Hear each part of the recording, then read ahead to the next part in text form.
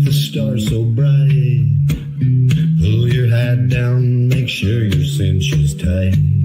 Horse is kinda snuffy, cold chill up your spine. You'll get your ass moving, son, we're burning daylight.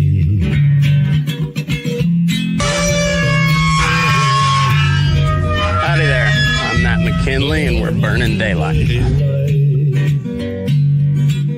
In the saddle till the job's done right.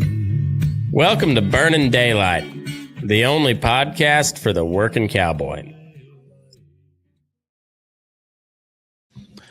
Well, howdy there, daylight burners.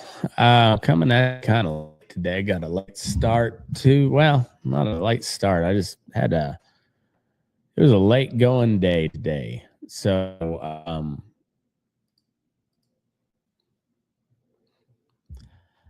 yeah, it wasn't a late start. It was just a tough time getting going. I was busy all day, it seemed like, and then ran into, kids and everything. They take up a lot of time. But anyway, this is the Friggin Farm and Ranch Report for this was for Monday, April 13th, and I didn't make it.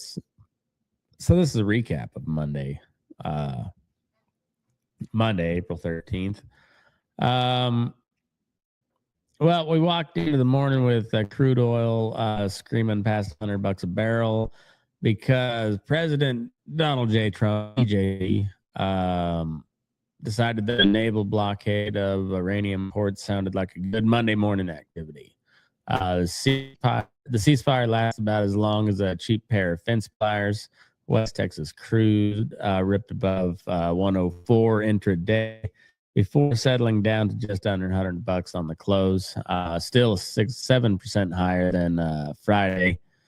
And diesel's already at $5.60 a gallon, higher than that. And we haven't even priced in what today's going on yet. So, but on the flip side, cattle didn't really flinch at all. June live cattle notched another contract, $249.20 on the saddle.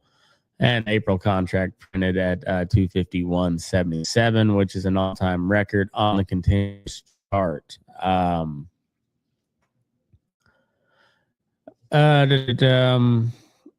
Meanwhile, corn been high on the crude rally, up 5 or 6 cents, then puked on the close and finished pretty much flat, down less than a penny.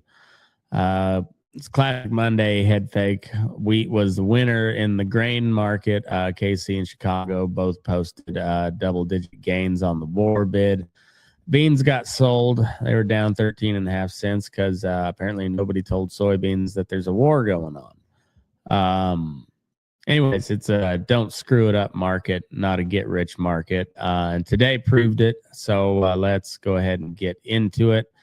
But before we get in, a word for ourselves. Make sure you go follow us and rate, subscribe, follow, all that stuff on all the social media platforms, Facebook, Instagram, TikTok, Twitter, YouTube, and then Substack's the most important one, burningdaylight.substack.com.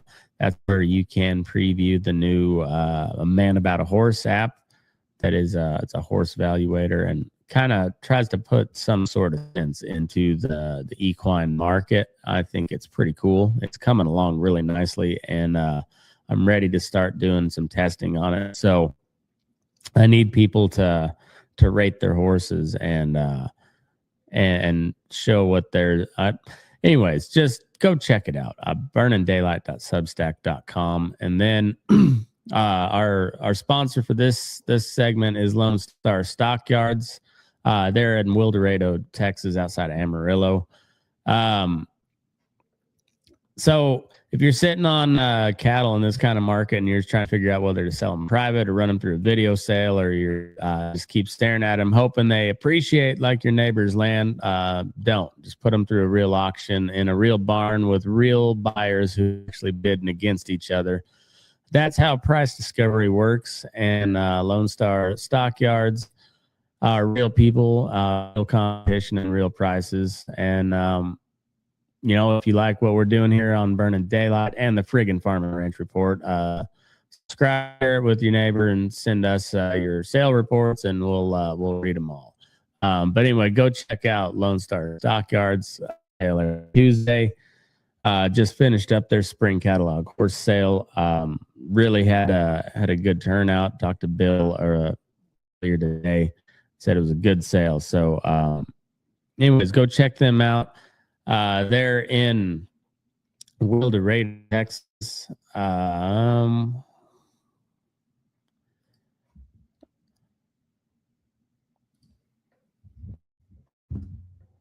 Let's see. Yeah, sale at Tuesday, 11 a.m. Central Time, and contact them. They're at the office, 806-677-0777, or you can call Bill, who's the owner there, 970-302-5834, or Sheldon, who's the yard manager, 806-736-0040. And let them know you heard about them on Burning Daylight on Friggin Farm and Ranch Report. All right. Let's get into the markets. On livestock first, because that's why we're all here. June live cattle settled in at 249.20, up $2 on the day, just under 100%. It was a new contract high. Traded up to 249.95 intraday. Just almost hit that 250 and then backed off. April contract, thinly traded, expires into the month, printed at 251.77, which is an all-time record on the continuous chart. It's not a typo. It's 251 on the hoof. April was up 550 over 550 on the week. So the tone there is bullish, but it's stretched. We're making new highs on a tight supply and strong cash and a JBS strike resolution. But when you're this far above moving average on the chart, one bad headline sends you down $5 pretty quick. Feeder cattle sold in at 374.82, up 67 cents. Not a whole lot. May feeders up 373.33, up about $1. And CME feeder cattle index, latest one was April 10th, printed at 373.94, up over $1 on the week. Feeders are firm, but they've got a corn anchor around their neck, and the energy costs keep just high. So the tone is cautiously bullish on there. Corn stays reasonable. Feeders keep grinding along, but crude drags corn up to $5, then feeders are gonna hurt. Lean hogs, June in 372, down about 40 cents. Not a ton, but it's a fourth straight lower session, and the June hogs just can't catch a break. Pork cutout was up 132 on Friday, near 98.70. So the product side was hanging in there, but the board doesn't really give a shit. Hog weights are running heavy, about 92 pounds, so it's well above the 5-year average. So it tells you that the supply is stacking up. The tone there is bearish to choppy. Exports are decent. 53,000 metric tons last week, was up 2%, but heavy weights and funds selling are dragging everything down. On the cash cattle side, the 5-area weighted average week ending April 3rd, live steers at 244.96, $9 week over week. I have to see if that number is, sure there's a more up to date. April 3rd, well, today April 14th, 13th. It's a little stale. Anyways, I heard reports today of trade at 250 in Iowa, so cash is pushing the board from below. Dress cattle are in the 384 range. Negotiated volume is 28%, which is well below the 5-year average. Formula and grid are controlling 78% of the fed cattle movement, and that's the Packer playbook, so we'll get into that a little bit more later. All right, on the corn side or the grain side,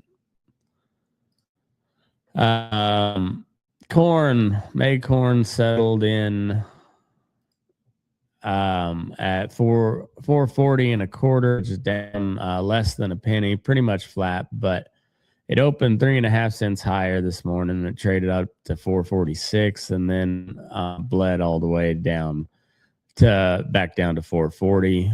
Finished 5 to 6 cents off the highs. Pretty classic fade. Cash your corn out at about 402. Last week, May corn dropped 11 and a quarter. Funds are still long. There's 218,000 contracts and getting kind of twitchy. So bearish to uncertain on the market tone there. The planting weather looks fine, but the war bid is not sticking with the corn like it is with wheat. Soybeans May soybeans at 1162 and a quarter, down 13.5 cents, a little over 1%. Beans bled lower all day into the bell. Losses across the strip range from a nickel to nearly 14 cents. Cash beans are under $11 at 10.96. Meal was mixed. Oil was down. May beans are leaning hard on that 1150 support level, and it just looks pretty rough for beans. Brazil's sitting on a record soy crop with 180 million metric tons, so that's a pretty big headwind, regardless of the war. So bearish on soybeans. Wheat was a big winner today. Chicago May is at 582 and a quarter. Kansas City hard red wheat, May hard red wheat was at 603. Chicago's up 6 to 11 cents depending on the month. Kansas City is up nickel to 12 cents. Minneapolis spring wheat was up a dime to 13 cents. Double-digit gains across the board. Caught a war bid off the crude oil spike, plus the winter wheat condition ratings have slipped. Drought in the southern plains is not helping that issue at all. So bullish today, but it's a war premium trade. The crude oil comes back down, so does the wheat. All right, on the input side, West Texas crude settled in at 99.08. It was up at 104 overnight after Trump announced the blockade bomb. And then it pulled back to just below 100. But it's still up 7% on the day. It was the biggest single session crude move since the ceasefire fell apart. Brent crude oil was at 103 and change. So tone there was bullish bias as long as the blockades hold. The crude stays high. But it's an extremely volatile situation. We'll dig into the war picture more in depth a little bit later. The new highway diesel average should be out in the morning. By the time you're listening to it, this number will be out of date, but I've hammered on it all week anyways, all last week. 564 gallon. That's up 57% from a year ago. Won't be real surprised to see over $6 a gallon on the next EIA report. On the fertilizer side, DTN retail surveys late March into early April. DAP's at 863 a ton, up 12% from last year. Urea's up to 838 a ton, up 46% year over year, but 35% in a single month. The biggest monthly spike since 2022, and that was driven just entirely by the Strait of Hormuz closure, shutting off the Persian Gulf nitrogen supplies. Potash is at 489 a ton, up 6%.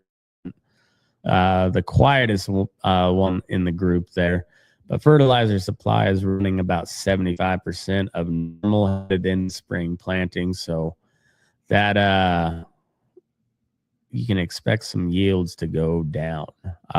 Interest rates, the Fed fund rate's still at sitting anywhere from 3.5 to 3.75. Unchanged since December. Prime's at 6 3/4, with the next Fed meeting April 28th. Markets are only giving you a 1-4 shot at any rate cut for this year, and JP Morgan flat out says 0 cuts in 2026. So finance cattle, your operating note is probably upwards of 8% and not gonna be changing downward anytime soon, it seems like. Gold was at like 47.42 an ounce for the April contract. It was down $42. Silver is at 75.67 an ounce, up about 20 cents or so. Goldman's sitting in the low 4,700s, hitting 4,800 earlier this month. It's a safe haven bid, and it's very real, but even gold had to catch its breath before going higher. So, all right, let's get in. There's your metals numbers there. All right, let's get into the cow talk. JBS Greeley strike is over, and pretty big news. So, went back to work last week, but as of yesterday, April 12th, I guess that's 2 days ago now, but workers at the JBS Greeley plant ratified a 2-year contract by a 93% vote. 3,800 workers are back on the kill floor. This plant, which processes anywhere from 5,000 to 6,000 head a day, accounts for anywhere from 5 to 8% of the total beef slaughter capacity, depending on the numbers that I had. And I've read all 3 numbers, 7 to 8 and 4 to 5. So 4 to 8%. But it was very idle. I mean, they had a few cattle moving through, but not a ton for 3 weeks, March 16th through April 5th. In the first major beef plant strike since 1985. So I don't remember when that happened in 1985, but if it happened before October 30th, I was born last time. So this might have been the only one of my lifetime. I'll have to double check. All right, so labor deal was a base wage bump of 70 cents an hour at the ratification, another 40 cents in July of this year, and another 40 cents July of next year. With a $750 signing bonus, JBS agreed to pay for all PPE and reimburse workers who had their wages garnished for their personal protective equipment. Healthcare costs were capped, and then the 7 unfair labor practice charges with the National Labor Relations Board were withdrawn by the UFCW Local 7. The union claims the wages are now 33% higher than the pre-strike offer. JBS says it's within the same economic framework, and this was all much to do about nothing. And it doesn't matter which side you listen to. Now the plant is up and running, and the market didn't need that as much as we hate the Packers, them killing cattle. So there's a question of the ramp up now. They went back to work on the 7th, but the plant's been running pretty light. And the total industry kill for the week of April 10th was estimated at 512,000 head. So about 40,000 head below the same last year, 39,000, and so rounded to 40. But the packing capacity overall is running about 561,000 a week versus the 5-year average of 730,000.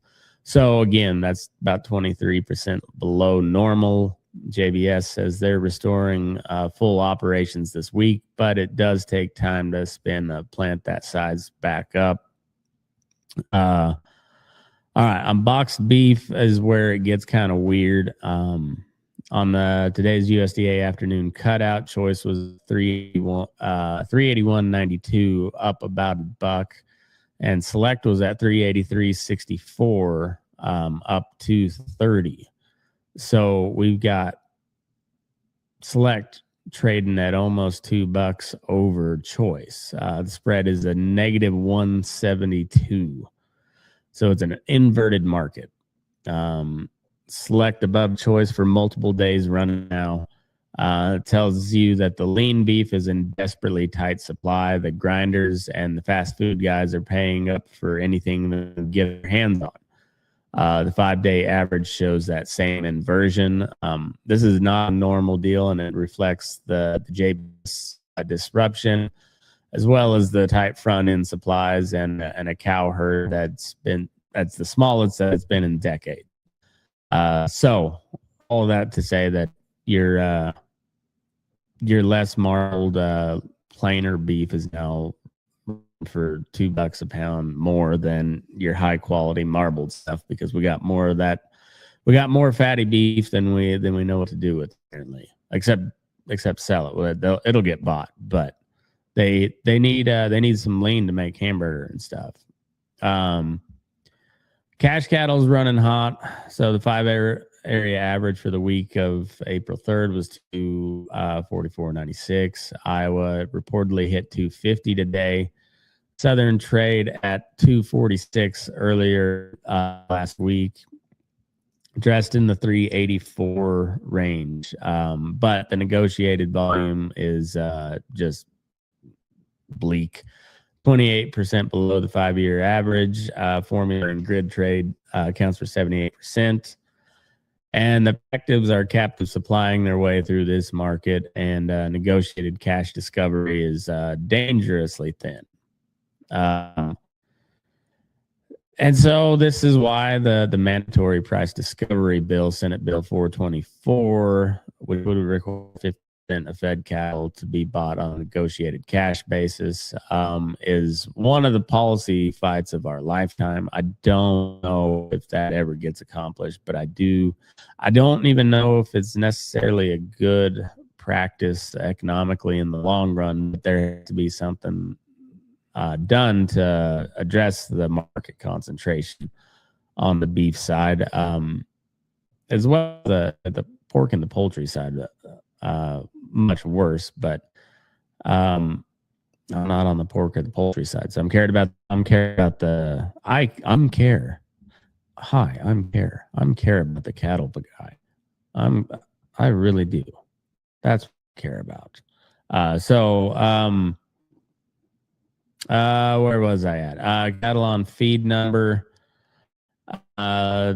So this was last month's USDA report. The next one coming out Friday, April 17th or 18th. So basically this Friday, the next one out. But as a recap, we got a 11.55 million head on feed. That's basically the same number as last year. February placements were 1.11 million, up 4%, and the first year-over-year gain since March of last year.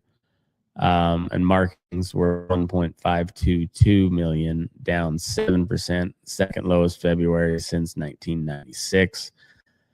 And so it tells you that they're starting to place more cattle into feedlots, but they are not moving them out at a normal pace. So the weather, the plant exceptions, and the Packer games have all contributed to that. So keep an eye out for the next cattle on feed report. That of course will tell us a little bit more about what the market actually looks like. On the sale barn polls. So as of last week, the runs were light to moderate across the country. 4 to 5 weight steers were trading anywhere from 320 to 360 based depending on quality and location. Replant heifers, bred and open, we're getting premium prices in a tight herd environment. So if you got good quality heifers, every barn wants them right now. There's some standout barns in the Southern Plains reported lighter receipts and strong demand, but that's exactly what you expect when the cow herd's at a multi-decade low and everyone's trying to rebuild. All right, on the Inputs, energy.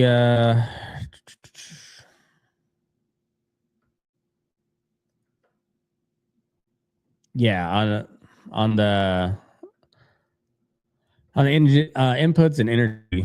Let's talk about the cost of running cattle in April 2026 because the revenue side looks really awesome. 250 cash cow, but the expense side is just eating every piece of that. So crude's just under $100 a barrel. We'll get to the floor breakdown in a minute, but $99 barrel oil means on your ranch today that diesel's at $5.64 a gallon or higher. With crude pushing triple digits again, expect that to push I would say probably well north of $6 a gallon on tomorrow's highway average.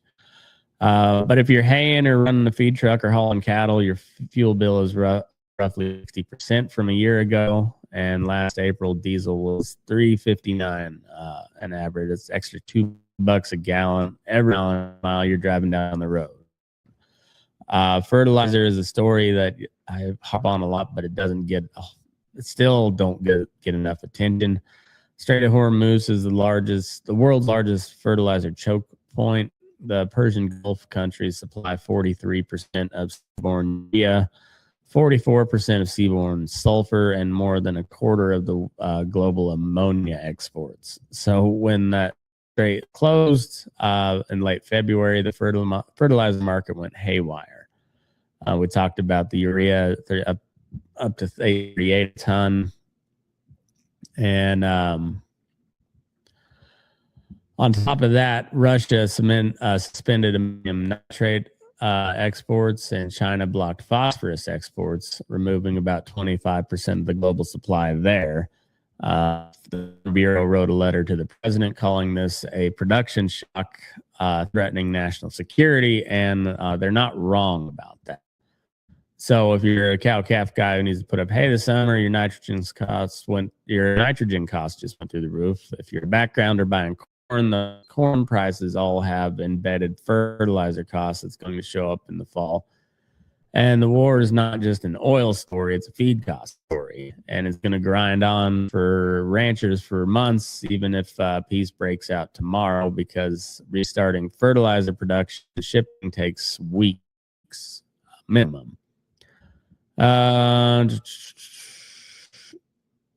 Okay, so and then on the interest rates, we talked Fed funds. JP Morgan says no cut this year. Goldman hopes for 2. The Fed's own minutes from March says they might have to hike if the oil-driven inflation persists. So if you're financing cattle 8.5% or 8% or more, plan on it staying there. High cost money, high cost fuel, historically tight cattle supply. The revenue's high, but margin is where your game is. So don't screw that up. All right, on the war deal. There's a lot to unpack over the last 72 hours or so. But the ceasefire deal is dead. So April 7th, U.S. and Iran agreed to a 2-week ceasefire. Iran was supposed to reopen the Strait of Hormuz. The oil dropped down below $100 a barrel, and the market kind of relaxed for a minute. The Islamabad peace talks, which were supposed to produce a longer-term deal, collapsed over the weekend. Iran refused to halt uranium enrichment and refused to fully reopen the strait. They claimed there were some mines that they didn't know where they were. They lost them or something. But yes, on Sunday, President Trump posted on Truth Social immediately the United States Navy, the finest in the world, will begin the process of blockading international ships trying to enter or leave the Strait of Hormuz. He then ordered the Navy to locate and intercept every vessel that has paid a fee to Iran. I don't know what they're doing when they intercept them, like go demand your money back from Iran, or I don't know what that part's about. So this morning at 10 a.m. Eastern, so this was Monday, U.S. Central Command confirmed that the blockade was operational. They clarified the blockade targets all vessels entering or leaving Iranian ports, not the entire strait. But Trump said a complete and total blockade. I don't know. The ships trading to the non-Iranian ports are technically free to pass, but as the UAE oil chief said last week, the Hormuz is not accessible. Access is limited, conditional, and managed. And nobody's insurance company believes that technically free to pass line. And so here's where we are. After we started Operation Epic Fury on February 12th or 28th, Iran effectively shut down the strait. And the west of Hormuz, oil exports dropped 76% in March, from 22 million barrels a day to around 5 million. Around 400 tankers and 34 LNG carriers are stranded in the Persian Gulf. And Iran's IRGC has been charging up to $2 million per vessel, payable in Chinese yuan or in crypto for passage rights. The ceasefire has barely made a dent in the log jam, almost nothing. There's only 2 tankers that have transited since April 8th, and now we're blockading top of Iran's blockade. It's like the South Park episode where the Canadians build the wall, and then Trump wants to see. He's like, "Hey, you can't do that. I want to see what's in that wall." And they're like, "No, we're gonna blockade your blockade, buddy." And they're like, "I'm not your buddy, guy," or whatever what it sounds like in Persian. And then you got the Houthis. The Houthis they're in Yemen, which is on the Red Sea, and Iran is reportedly pushing the Houthis to prepare for a renewed Red Sea campaign. And Houthis themselves have said, our fingers are on the trigger. So if they shut down the el-Mandeb Strait, which Saudi Arabia now relies on as its alternative export route, analysts say that oil goes to $150 a barrel. And there are unconfirmed social media claims of new Houthi drone attacks in the last 48 hours. But those are not confirmed by, as far as I know, any of the U.S. administration or coalition forces as I'm recording this. But there is a real threat out there, and it is escalating. So what does that mean for ag? Well, everything. It's crude's at $99 a barrel, potentially going higher, much higher. Diesel, which is already super high, is driven by that. And that drives your freight, that drives your hay costs, that drives every input that moves on the truck or train. The fertilizer angle is even worse, with the 46% year over year increase in urea, DAP at 63 a ton, and supplies running only 75% at normal when we need to be planting and fertilizing. Russia has suspended their nitrogen exports, and China has blocked phosphates. And the American Farm Bureau is calling it a production shock. On the Black Sea grain corridor, it's still operational, but it's under sustained Russian bombardment. 266 strikes on Ukrainian rail infrastructure in 2026 alone. Damn, it's April, and there's already been 266 strikes on rail infrastructure. Ukraine's maritime corridor along Romanian and Bulgarian coastlines handles 90% of their exports. It's functional, but one more Houthi escalation, and you've got 2 of the world's major grain arteries under simultaneous threat. And then on the South American side, Brazil and Argentina. Brazil filled its entire 2026 beef import quota in 6 days. They're now the world's largest beef producer, exporting $18 billion worth of beef last year. Argentina's got another 80,000 metric tons of lean beef quota from they got an extra 80,000 metric ton lean beef quota from the White House. And the EU just enacted new safeguard regulations on Mercosur meat imports. It has beef, pork, and poultry classified as sensitive products. NCBA opposed Argentina quotas, saying it harms American cattlemen. And then everybody who actually runs cattle is disgusted by NCBA once more by their mealy nonsense. On the disease watch, it's confirmed, and it's not rumor. HPI continues to be what USDA calls the largest animal health emergency in U.S. history. 67 flocks and nearly 12 million birds affected in the last 30 days of March, as of early March. So that's the avian influenza, the bird flu. Spring migration is ramping back up. Foot and mouth disease is a national disaster in South Africa with nearly 1,000 outbreaks and over 120,000 cattle culled. And it's spreading into Botswana, Eswatini, and Zimbabwe.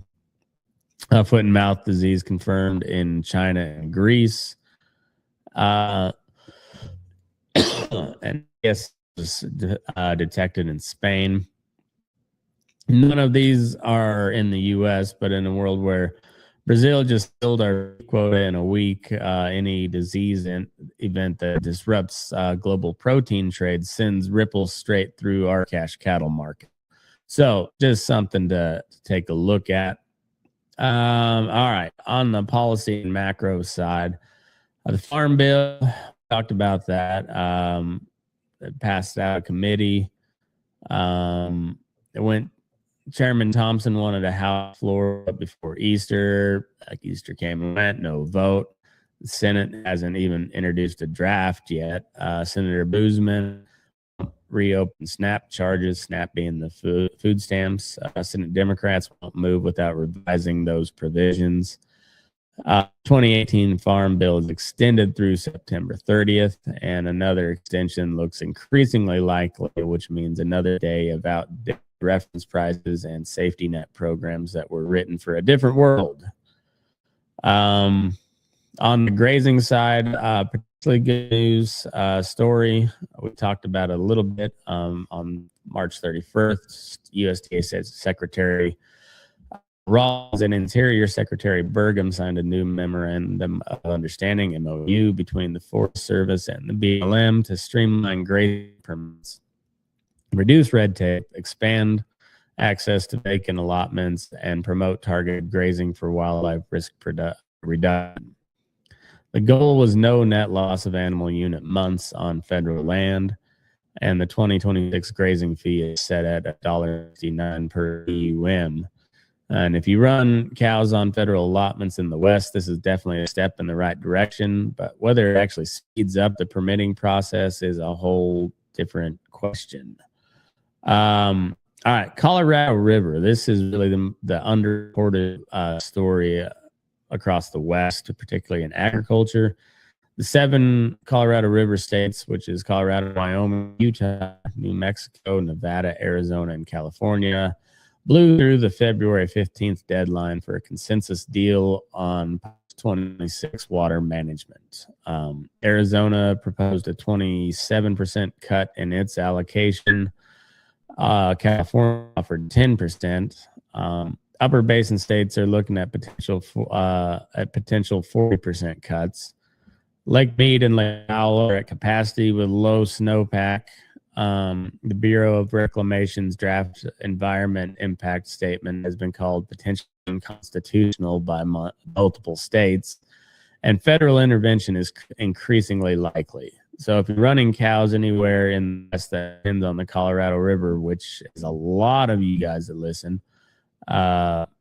this is the single biggest long-term infrastructure threat to ranching in the interior West, and that's period, end of story there. On the WOTUS, Waters of the U.S. side, EPA and the Army Corps of Engineers proposed new waters of the U.S. definition last November, aligning it with the Sackett decision. Comment period closed January 5th, and the proposed rule removes interstate waters as an independent jurisdictional category, excludes groundwater and ephemeral waters, requires continuous surface connection for wetlands. New Army Corps nationwide permits, 56 reissued plus one new one for fish passage, took effect March 15th. It's a better direction seen in quite some times, but the final rule isn't done, and compliance costs uncertainty runs anywhere from $2,400 to $8,200 per operation annually. And on the wild horse front, feral horse front, the BLM's 2026 roundup schedule targets about 15,000 head. The range population north of 85,000 head, which is triple appropriate management level. BLM is holding a virtual public hearing on April 29th on using motorized vehicles for management. So for those of us in Nevada who've watched horses compete with your cattle for forage, you know this is an important deal. Let's get them rounded up. Get them on out. All right. Close it out. On this day in... I should do a market recap first. Yeah, let's do that first. So on the market recap side, so cattle's bullish. Maybe I should just, here we go. We'll go on this day first. So on this day in history, April 13th, 1860, the first Pony Express rider arrived in Sacramento, California, just over the hill from us, completing the first westbound run from St. Joseph, Missouri in just over 10 days. For ranchers, miners, and settlers of the frontier west, this was their lifeline. The first time news and prices from back east could reach them in days instead of weeks. Those riders were young, the horses were pushed hard, and the routes crossed mountains, desert, and hostile Indian territory. The service only lasted 18 months before the telegraph put it out of business. Those riders define the spirit of the American West. Keep moving, deliver the goods, and don't quit no matter what the trail throws at you. And it's not a bad motto for today's cattle market either. All right, so the NBA play-in tournament kicks off on Tuesday. Nuggets and Minnesota Timberwolves are a first-round series for is your afternoon game, 3:30 Eastern time. Baseball side, the Dodgers are looking like a behemoth again, starting the season at 11-4, running away with the NL West early on. The Astros were on a 7-game losing streak. My A's really turned it on in New York, but really lay a big stinker on their first game back home in West Sacramento. On the rodeo side, San Angelo wraps up this week. PBR Unleashes the Beast heads to Billings next weekend, and the Red Bluff PRCA qualifier runs April 17th through the 19th. So if you're heading that way, get your entry in. If you're already entered up, good luck. And all right, and then we'll do a quick little market recap. So on the cattle side, we're bullish with new contract highs, cash cattle at 250 almost. JBS is back online and killing cattle, but the market is stretched to the ceiling, and one bad headline drops you pretty fast. So don't get greedy, play it smart. Feeders are cautiously bullish. The index 373.94 is firm, but the corn and energy are your anchors there. Hogs are bearish. 4 straight down sessions. Heavyweight fat hogs, and the fund is selling. Corn is bearish to uncertain. Open died into the close, and the funds are heavy, long, and nervous. Beans are bearish, down 13.5 cents. And Bill's got a record crop, which is the wall that we're slamming up against here. Wheat is bullish today on the war bid, but it's you're just buying that rally and not you're renting it. You're not buying it it's just rented until the crude premium fades. Crude is extremely volatile with a bullish bias, just under $100 a barrel, and Blockade is the story until it's no longer a story. On the inputs, it's bearish for your pocketbook. Diesel likely up over 6.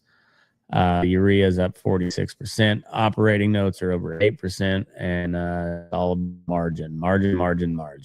So that's the market, folks. Record cattle prices, record input costs, a war that they just trying not to end it somehow, it seems like, and a government that can't pass a farm bill. Cows don't give a shit about any of it, though. They need grass and they need water, so make sure you got plenty of both. Also take a look at Atkinson Livestock, the old what do they call it? The old reliable. Let me find that real quick here. Atkinson Livestock Markets, the old reliable, sales on Tuesdays, located in north central Nebraska, up there on Highway 20. Head over to their website, atkinsonlivestock.com. Has all their market reports, upcoming consignments, and the videos of the consignments. Really good people over there. Once again, real people in the seats, really bidding real dollars for your real cattle. Cash market is the real market. That's where your price discovery happens. So give our friends over at Atkinson Livestock a follow. Check them out. Give them a holler there at the office, 402-925-5141.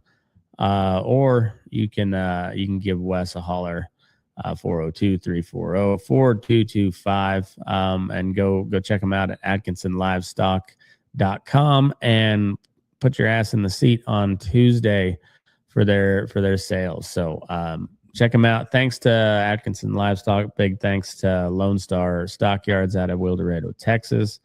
Also sale on Tuesday, so go check them out.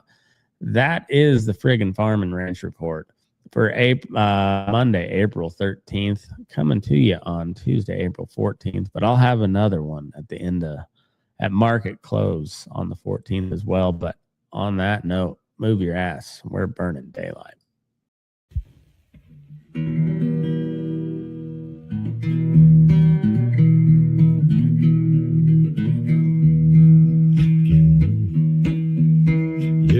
Up in the morning beneath the stars so bright, pull your hat down, make sure your cinch is tight. Horses kinda snuffy, cold chill up your spine. You'll get your ass moving, son, we're burning daylight. Burning daylight. Burning daylight. In the saddle till the job's done right. Burning daylight. Well, life is just a gather, and you won't catch 'em all. But when you ride through the gate, make sure you sit up tall. I can see the horizon, it's looking pretty bright. Well, get your ass moving, son, we're burning daylight. Burning daylight. Burning daylight. In the saddle till the job's done right.